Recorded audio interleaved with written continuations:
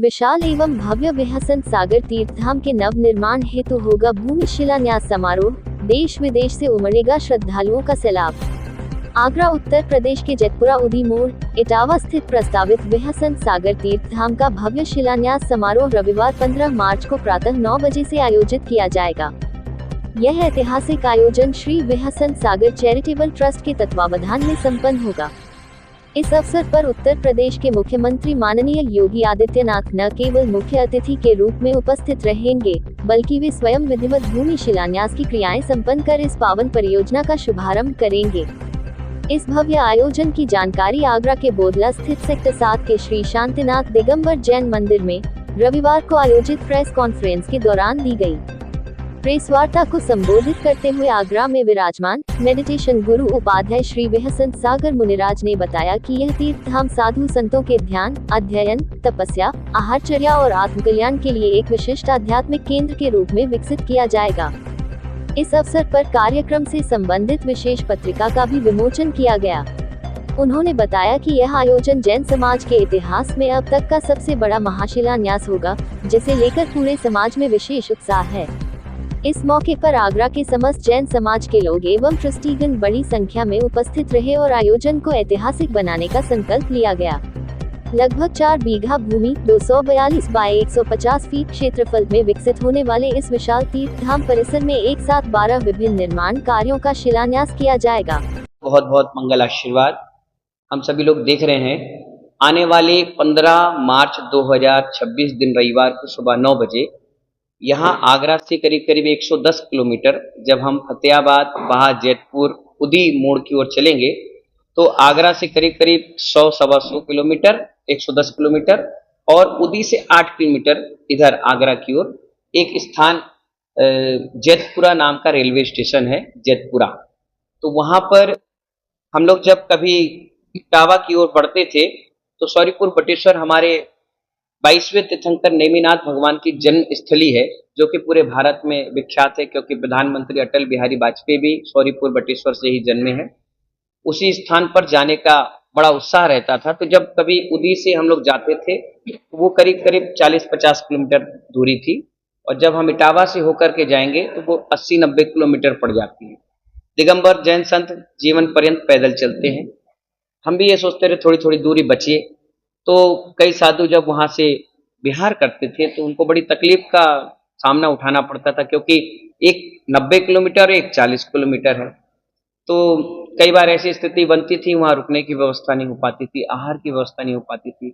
और अभी हमको 26 साल हो गए घर से बैराग लिए है और इस 26 साल के करियर में हमने 185 संत भवन बना लिए। तो सभी समाज की इच्छा होती थी कि महाराज जी यहाँ पर कुछ ऐसा 150 गज जमीन मिल जाए जिसमें हम एक संत भवन बना लें, हमारे साधु निर्गंत हैं, उनकी आहार की, विहार की, निहार की आदि की व्यवस्थाएं बन जाएं। तो उसी को ध्यान में रखते हुए अभी 4 बीघा जमीन श्री बेहसन सागर चैरिटेबल ट्रस्ट के द्वारा परचेस कर ली गई है, ले ली गई है।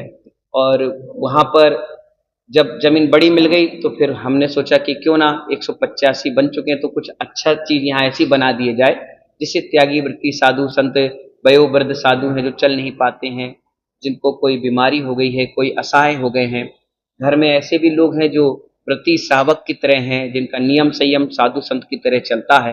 अब वो घर में स्थितियां नहीं बन पा रही हैं, छोटा परिवार सुखी परिवार लोग नारा देते हैं, जबकि सम्मिलित परिवार बहुत अच्छा परिवार होता था।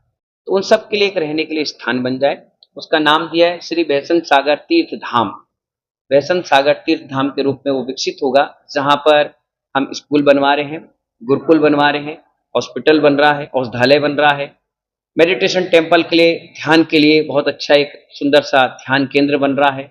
निर्जरा भवन, त्यागी तपस्वी कहीं एक्सपायर हुए, संलेखना लिए, समाधि करी तो उनके लिए चरण छतरी बनने के लिए एक स्थान रहेगा। वाटिका बना रहे तीर्थंकर वाटिका, जिस तीर्थंकर ने जिस पेड़ के नीचे दीक्षा ली वो पेड़ वहां लगाया जाएगा। औषधियों के पेड़ हैं जिससे व्यक्ति वहां बैठ करके धर्म ध्यान करेगा। वहां पर त्यागी भवन बन रहा है, यात्री निवास बन रहा है, वहाँ ऑडिटोरियम बन रहा है, वहां पर वैष्णव भवन बन रहा है, इत्यादि बहुत सारे आयोजन, आहारशाला, भोजनशाला, मान स्तंभ, बहुत सुंदर विश्व की सबसे बड़ी मल्लीनाथ भगवान की प्रतिमा 19.25 फुट की वहां विराजमान हो रही है। और जब ये सारा कार्यक्रम हो रहा था तैयारियां चल रही थी, तो 24 अक्टूबर को बोरिंग हुई ईशान कोण पर, तो बोरिंग में भी 50 फुट में ही पानी निकल आया। और पानी भी उस क्षेत्र का इतना मीठा है, इतना हल्का है कि आरओ बिसलरी का भी फेल है, क्योंकि आगरा पूरा खारा पानी की नगरी है और वहाँ बहुत हल्का पानी है और जितनी बीमारियां होती है पानी के कारण ही होती है। पानी अच्छा मिल जाए तो पेट संबंधित सारी बीमारियां ठीक हो जाती है। वहाँ के किसान और ग्रामीणों का भी कहना है कि महाराज जी यहाँ चंबल लगी हुई है और यहाँ पर कुंवारी है और एक और नदी है, 3 नदियों का संगम है। इस कारण यहाँ का क्षेत्र जो है बहुत अच्छा है और आसपास वातावरण भी प्राकृतिक के हिसाब से है, बहुत आनंद और खुशी के साथ अपन सब लोग रहते हैं वहाँ। और वहीं पर ये कार्यक्रम जो 15 मार्च को रखा गया है, 15 तारीख भी इसलिए रखी गई है क्योंकि 186 प्रोजेक्ट हमारे प्रारंभ हो रहा है। जब 186 अपन नंबर जोड़ेंगे तो 1 और 8 9 और 9 और 6 15 का अंक भी जुड़ गया। मल्लीनाथ भगवान किसी के अगर केतु खराब हैं तो मल्लीनाथ भगवान की आराधना जाप पूजा पाठ से केतु ग्रह भी शांत हो जाते हैं। और नेमिनाथ राहु के लिए हैं, तो नेमिनाथ सौरीपुर में है, केतु यहाँ हो जाएंगे, दोनों ग्रह शांति के लिए भी बहुत अच्छे हैं। साथ ही साथ हमारी जब दीक्षा सोनागिर में 2012 की हुई थी मुनि दीक्षा, तब मल्लीनाथ भगवान का ही मोक्ष कल्याण था। ये 19वें तीर्थंकर है, इसीलिए हमने मल्लीनाथ भगवान की 19.25 फुट की प्रतिमा विराजमान करने का निर्णय उस समय लिया, जो आज अपना पूर्ण होने के लिए जा रहा है। वहां पर जब हम बोरिंग की और बाउंड्री वॉल की पूजा करवा के निकल आए तो कुछ दिनों के बाद पता चला वहां पर एक आदिनाथ भगवान की भव्य प्रतिमा भी निकल गई पास के ग्राम में भूगर्भ से। वो 1800 वर्ष प्राचीन है, यानी ये समझिए कि चंद्रगुप्त मौर्य जो थे उससे भी पुरानी प्रतिमा ये वहां पर विराजमान हुई है, निकली है। और वो प्रतिमा भी वहां विराजमान होगी। एक मानस्तंभ बन रहा है जिसमें एक साथ 72 प्रतिमाएं विराजमान होगी, जो 41 फुट ऊंचा जाएगा। और इसकी वेदी भी विश्व की सबसे बड़ी वेदी बनेगी, 35 बाई 35 चौड़ी होगी और 35 फुट ऊंची होगी। उसके ऊपर वेदी बनेगी, वेदी के ऊपर 19.25 फुट के मल्लीनाथ भगवान विराजमान होंगे। उसके बाद 31 फुट ऊंचा शिखर, यानी जमीन से लगभग 125 फुट ऊंचा ये जिनालय बनकर तैयार होगा। और वहां पर कम से कम 100 लोगों की भोजन की व्यवस्था फ्री और कॉस्ट प्रतिदिन बनाई जाएगी, सुबह और शाम। जो लोग शुद्ध भोजन करते हैं, शुद्ध आहार करते हैं, उनके लिए वहां व्यवस्थाएं बनाई जाएगी। रहने के लिए सारी व्यवस्थाएं निःशुल्क रहेगी। आराम से त्यागी वृत्ति साधक साधर्मी वहां रहें और हर प्रकार की वहां सुख सुविधा हम देने की व्यवस्थाएं रखेंगे, जिससे उनका जो जीवन है वो धर्म के साथ वहां जिए। और आने वाले 15 मार्च 2026 दिन रविवार सुबह 9 बजे ये शिलान्यास होगा। अब तक 150 बसें बुक हो गई हैं। ये आगरा से भी करीब 21 बसें भरकर सुबह ठीक 6 बजे निकलेगी, 9 बजे पहुंच जाएंगी और ये कार्यक्रम प्रारंभ होगा। दोपहर के 2 बजे तक कार्यक्रम चलेगा। जैन समाज का शिलान्यास तो आपने बहुत सुना होगा, कई 1000, 2000, 3000 लोग पहुंचे होंगे। अब तक सबसे बड़ा शिलान्यास भारतवर्ष का जो जैन समाज का हो रहा है, जिसमें 10,000 से ज्यादा लोग वहां पहुंचने की उम्मीद है। मैं पिछले 6 महीने से इसकी तैयारी कर रहा हूँ, 5 अक्टूबर से, और ये कंटिन्यू चल रही है। जहां जहां मैं जा रहा हूँ, जिस नगर डगर में जा रहा हूँ, सबको आह्वान कर रहा हूँ इस क्षेत्र से जुड़ने के लिए, क्योंकि मुझे लगभग 8 साल इस क्षेत्र में हो गए। हमने भिंड में चतमास कर लिया, करहल इटावा में कर लिया, हमने आगरा में कर लिया, हमने ग्वालियर कर लिया, हमने डबरा कर लिया, हमने आसपास बरासों में कर लिया। इस क्षेत्रों में कई चतमास करने से सारे अंचल हमसे जुड़ा हुआ है, सारे यहाँ के श्रद्धालु हमसे जुड़े हैं। और सबको मालूम है बेहसन सागर जी महाराज जिस प्रोजेक्ट को शुरुआत करते हैं, 1.5 साल में उसको पूर्ण कर लेंगे।